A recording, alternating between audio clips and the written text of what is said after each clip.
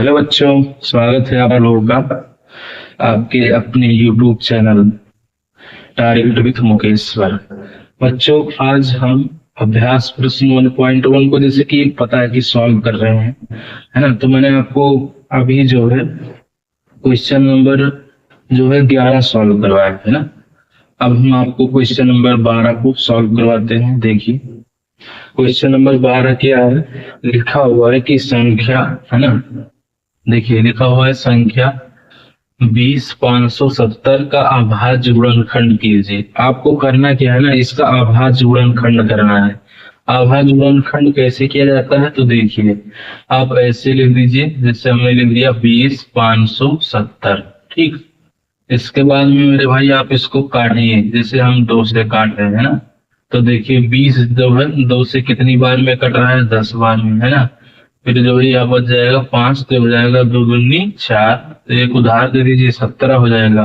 तो 2 8 16, तो बाकी बचा 1, तो इसको उधार दीजिए तो 10 हो जाएगा। तो 2 पंचे 10, है ना। अब देखिए इसके लास्ट में 5 आ गया, है ना। तो आप इसको क्या कीजिए, 5 से काटिए। ठीक, जैसे 5 से हम काटते हैं तो देखिए हो जाएगा 5 दूनी 10, 5 दूना 10, तो इसको ये देखिए 28 है। तो देखिए 5 दूना 10 हो गया है ना। तो देखिए 5 हम 25, बाकी बचा कितना, तो बाकी बचा 3, है ना। तो इसको उधार दे देंगे तो हो जाएगा 35, है ना।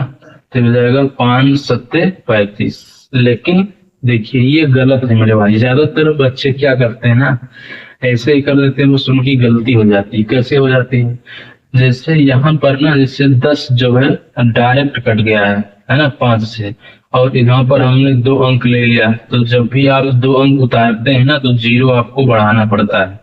इस बात को ध्यान दीजिएगा, है ना।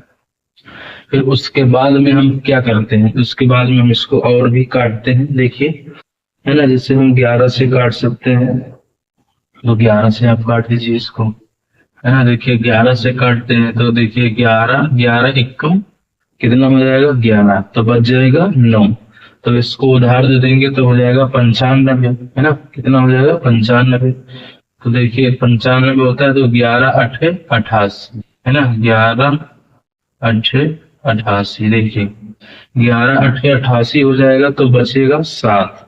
तो इसको उधार देंगे तो हो जाएगा 77। तो 11 सत्ते कितना हो जाएगा, तो ये हो जाएगा 77, है ना। 11 सत्ते 77। देखिए ये 20 है तो देखिए 11 एकम 11, तो 20 में से 11 खत्म हो जाएगा तो 9 बच जाएगा। तो इसको उधार देंगे तो कितना हो जाएगा 95। तो फिर 11 8 88 और कितना होता है 95। तो 95 में से 88 गया तो बाकी बचा 7, तो इस उधार दे दीजिए इसको 7, तो हो जाएगा 77। तो 11 सत्ते 77, है ना। फिर इसको आप काटिए एक बार, फिर इसको हम 11 से काट ही देते हैं ना।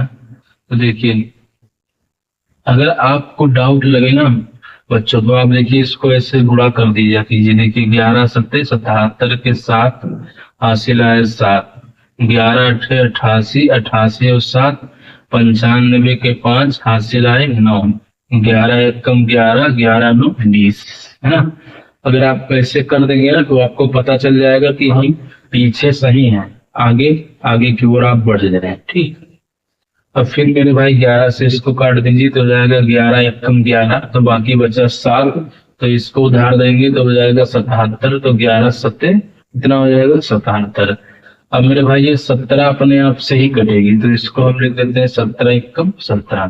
तो देखिए इस प्रकार से क्या हुआ ना कि जो 20,570 है इसको हमने तोड़ दिया है अभाज्य संख्या लेकर, है ना। कैसे तोड़ा है मेरे भाई, तो देखिए 2 2 आ गया है, फिर देखिए गुणे में 5 आ गया है। अब आप देखिए कि 11 कितनी बार आया है, तो 11, है ना। 11 यहाँ पर कितनी बार आ गया है, तो 2 बार आ गया। तो 11 का हम लिख देंगे स्क्वायर, कि मतलब इसके अभाज्य गुणनखंड में 11 2 बार आया है। ठीक, फिर लिख देंगे गुणे में कितना है 17, तो ये हो जाएगा 17। यही इस प्रश्न का उत्तर हो जाएगा बच्चों। ठीक, यही जो है इस प्रश्न का उत्तर हो जाएगा। तो ये बहुत ही सरल प्रश्न था। आइए हम आगे की ओर आपको लेकर चलते हैं क्वेश्चन नंबर 13 की तरफ, है ना। इसको मिटाते हैं और आपको बताते हैं। चलिए देखिए क्वेश्चन नंबर जो हमारा 13 है ना, देखिए क्या कह रहा है आपसे। क्वेश्चन नंबर 13 है, हम आपको लिख के एक बार समझाते हैं। देखिए लिखा हुआ है, नीचे दी गई आकृति में यक्स कामा वाई तथा जेड के मान ज्ञात कीजिए। ठीक है ना। देखिए क्वेश्चन है कि नीचे दी गई आकृति में, नीचे दी गई आकृति में यक्स कामा वाई तथा जेड के मान ज्ञात कीजिए। जेड के मान ज्ञात कीजिए। वो आकृति क्या है मेरे भाई, तो एक ऐसे आकृति बनाया गया है यक्स, और यक्स से जैसे दो, है ना, कंफा निकला हुआ है, शाखा तो यह 14 और फिर एक ब्रैकेट में है वाई, फिर यहाँ से 14 से दो शाखा निकली हुई है जेड, और ये है 7। ठीक, जेड और 7। फिर यहाँ से मेरे भाई वाई से दो शाखा निकली हुई है ना, क्या निकली हुई है 3, और फिर ये निकला हुआ है 5।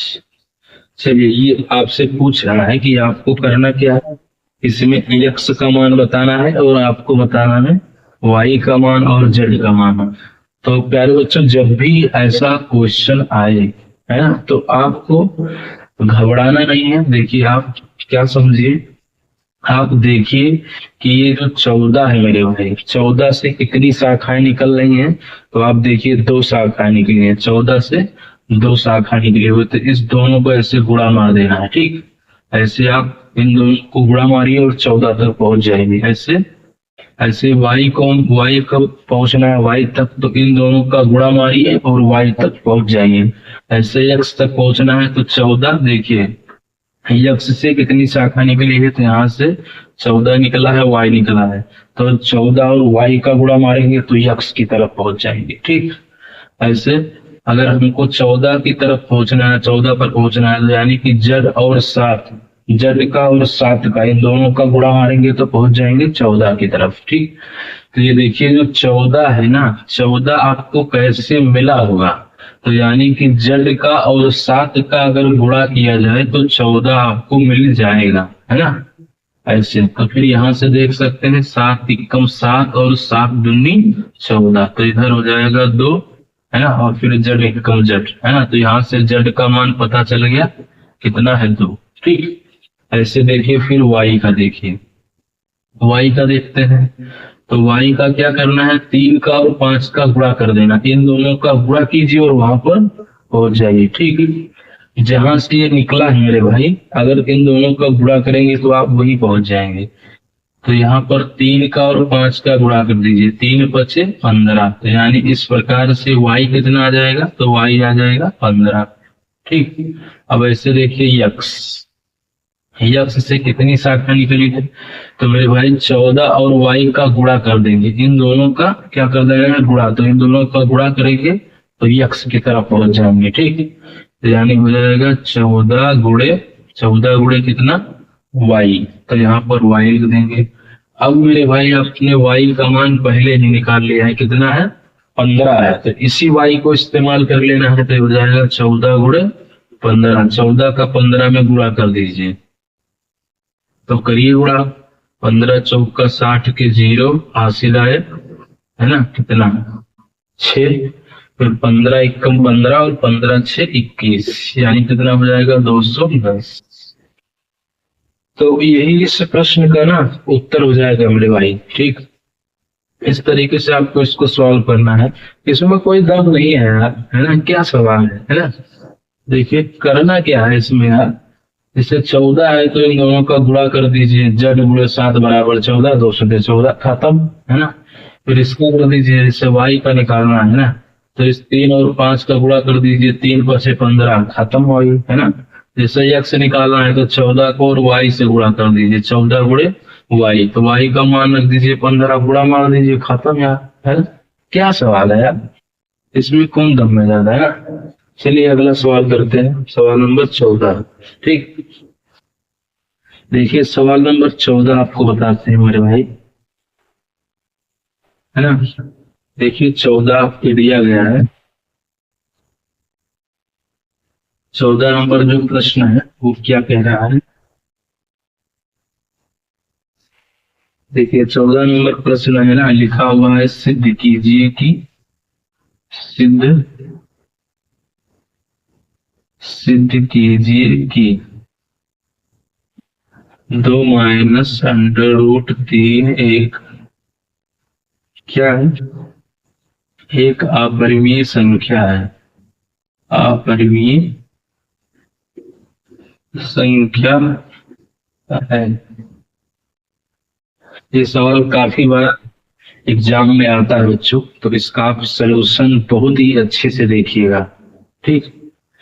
तो चलिए इस बात को, कुछ बातें हैं भाई आपको उसको ध्यान देना है यार। देखिए जैसे आप क्या है ना कि अगर हम परिमेय संख्या है मेरे भाई, अगर हम परिमेय संख्या है, आप जानते हैं कि परिमेय संख्या और अपरिमेय संख्या ये दोनों कभी भी बराबर नहीं हो सकती है, ठीक।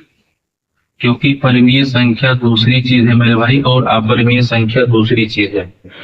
तो इस बात को, पहला बात ये ध्यान रखिए कि परिमेय संख्या है ना और अपरिमेय संख्या ये दोनों चीज बराबर नहीं हो सकती हैं कभी भी, है ना। और ये हमारी पहली बात है। और ये दूसरी बात है कि अगर हम परिमेय संख्या है ना, परिमेय संख्या में अगर मेरे भाई हम परिमेय संख्या को जोड़ दें या घटा दें, तो आप हमेशा जानिएगा कि अगर जोड़ देंगे या घटा देंगे तो उत्तर हमेशा आपको परिमेय संख्या ही मिल जाएगा, ठीक। और फिर तीसरा पॉइंट है कि अगर मान लीजिए कि हम परिमेय संख्या है, परिमेय संख्या में परिमेय संख्या का ही मेरे भाई भाग दे देते हैं, तब भी आपको मिल जाएगा परिमेय संख्या ही आपको मिलेगा, ठीक, इस तरीके से। तो ये बातें ध्यान रखिएगा, ये बात आपको इस सवाल को सॉल्व करने में काफी मदद करेगा, ठीक। चलिए करना क्या है, फिर वही आपको कल्पना करना है कि हम इसको कल्पना करते हैं, है ना। तो देखिए हल करते हैं बच्चों, देखिए उधर से लेते हैं आप, है ना। देखिए थोड़ा उल्टा कर रहा है उधर से, है ना। देखते हैं, लिखते हैं हल दिया है ना। इसको मान लेते हैं कि हम कल्पना करते हैं, हम कल्पना करते हैं कि 2 माइनस अंडर रूट 3 एक परिमेय संख्या, इसकी उल्टी कल्पना करनी है, परिमेय संख्या है। अगर ये परिमेय संख्या है तो क्या होता है, इसको बटा के रूप में लिख सकते हैं, हम जानते हैं ना, है ना? पता होगा आपको। तो इसको हम 2 माइनस अंडर रूट 3 को बटा के रूप में लिख सकते हैं, यानी कि P बटे Q के रूप में, जहां आपको ध्यान रखना है कि Q का मान 0 न हो और P कामा Q एक क्या होना चाहिए, P कामा Q एक पूर्णांक हो। और जो इसकी तीसरी कंडीशन होती है ना हमारी भाई, जो ये बगल में लिखी होती है कि P और Q का घनिष्ठ गुणनखंड एक के अलावा कोई दूसरा न हो, तो यहाँ पर हमें उसकी कोई जरूरत ही नहीं है, तो उसको हम नहीं लिखते हैं, है? जिसकी जरूरत नहीं उसको यूज नहीं करते हैं ना, मैथमेटिक्स में जानते हैं ना, गणित में कि इसकी हमको जरूरत नहीं है तो इसको हम नहीं लेंगे, है ना। अब करना क्या है कि इस अंडर रूट 3 को इधर अपने पास रख लेना है, अंडर रूट 3 को, और इस 2 को इधर भेज देना है ना। तो ये हो जाएगा P बटे Q माइनस 2। अब आप देखिए ना यार कि यहाँ पर अंडर रूट 3 की आगे माइनस लगा हुआ है, तो आप जानते हैं कि ये अच्छा नहीं लग रहा है। तो बच्चों अच्छा नहीं लग रहा है ना, तो क्या करेंगे, इसके दोनों साइड माइनस से गुणा कर देंगे, ठीक। तो जब गुणा करेंगे तो ये माइनस का क्या हो जाएगा, प्लस हो जाएगा।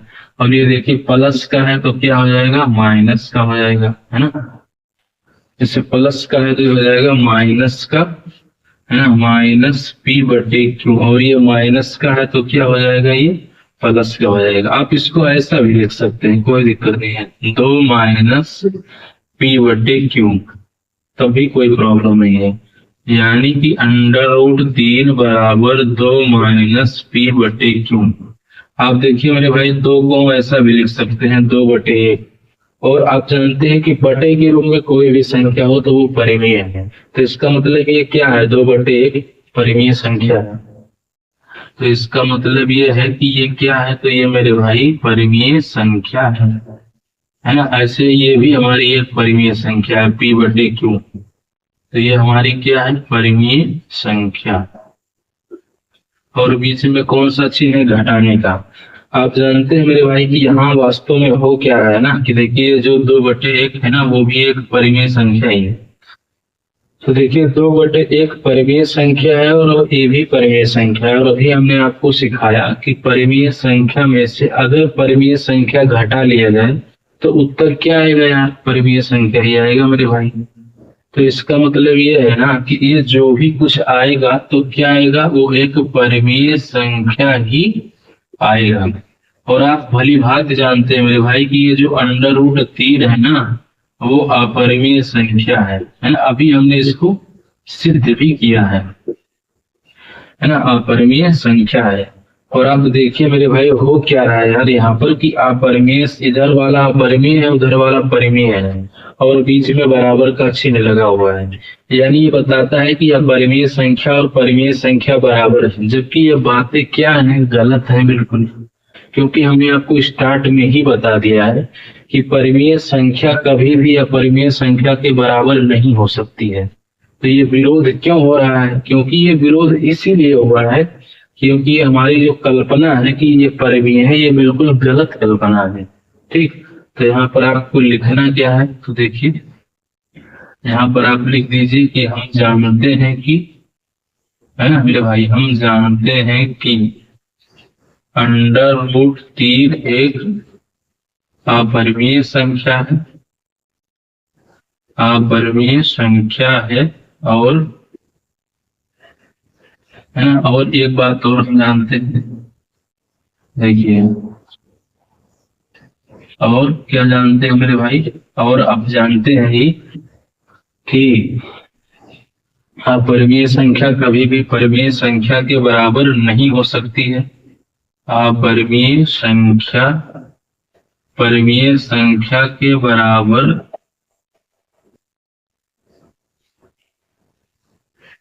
नहीं होती है।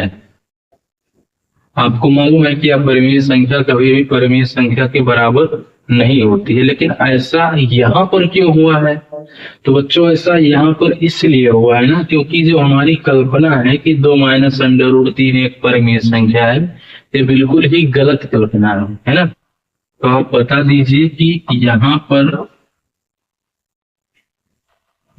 पर ऐसा है ना इसलिए हुआ है क्योंकि हमारी कल्पना गलत क्या है, गलत है ना। फिर बता दीजिए अतः, है ना, अतः क्या है कि 2 - अंडर रूट 3 एक अपरिमेय संख्या है। 2 - अंडर रूट 3 क्या है, एक अपरिमेय संख्या है। ये बात यहाँ से मेरे भाई सिद्ध हो जाती है। ठीक, एक बार देख लेते हैं, दोबारा आपको बता देते हैं। देखिए ये बात आपको ध्यान देनी होगी कि परिमेय संख्या कभी भी, ऐसे सवाल मेरे भाई अगर एग्जाम में आते हैं ना, तो आप जानिए यार कि बहुत ही अच्छी बात है, क्योंकि ये सवाल दिखते तो बहुत बड़े हैं लेकिन लगते बहुत छोटे हैं। जैसे आप देखिए कि हाथी के दांत, ये जो बड़े बड़े होते हैं वो दिखाने के होते हैं, लेकिन खाने के लिए दूसरे होते हैं, है ना, वो डराने के लिए होते हैं। ऐसे सेम टाइप है ना मेरे भाई कि यहाँ पर सवाल तो बड़ा दिख रहा है लेकिन इसका सोल्यूशन बहुत ही छोटा पड़ जाता है, बहुत ही सरल होता है। अभी हमने आपको पिछले वीडियो में एक सवाल करवाया था कि सिद्ध कीजिए कि अंडर रूट 3 एक अपरिमेय संख्या है ना। तो वो वीडियो 7 मिनट का बना हुआ था, है ना। तो करेंगे क्या मेरे भाई कि उस वीडियो को और इस वीडियो को एक ही में मिक्स कर देंगे, है ना, ताकि आपको ढूंढने में कोई दिक्कत वाली बातें ना आए सामने, है ना। तो इस बात को ध्यान दीजिएगा कि अगर ये क्वेश्चन एग्जाम में आता है तो आप जानिए कि सोने पे सुहागा है ना। इसका सोल्यूशन बहुत ही छोटा होता है और आप इसको बहुत ही अच्छी तरीके से सॉल्व भी कर सकते हैं। बस इस बात को ध्यान रखिएगा कि परिमेय संख्या कभी भी अपरिमेय संख्या के बराबर नहीं होती है।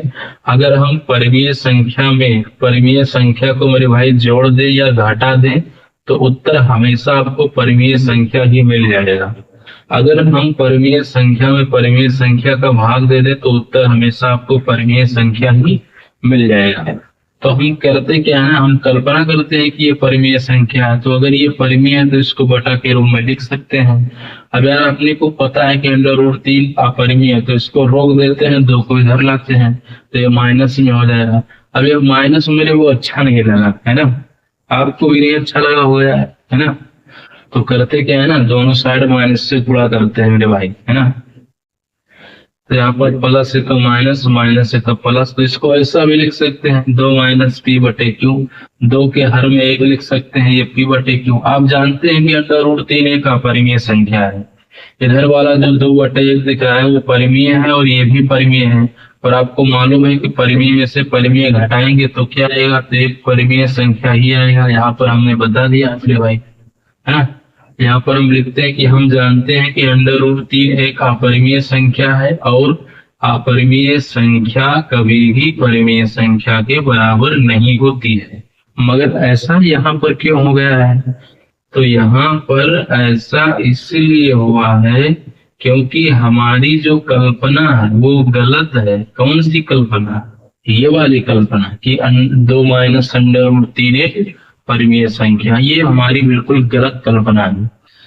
तो यहाँ पर हम लिखते हैं कि हमारी कल्पना गलत है कि ये परिमेय है, तो अतः 2 - √3 एक अपरिमेय संख्या है।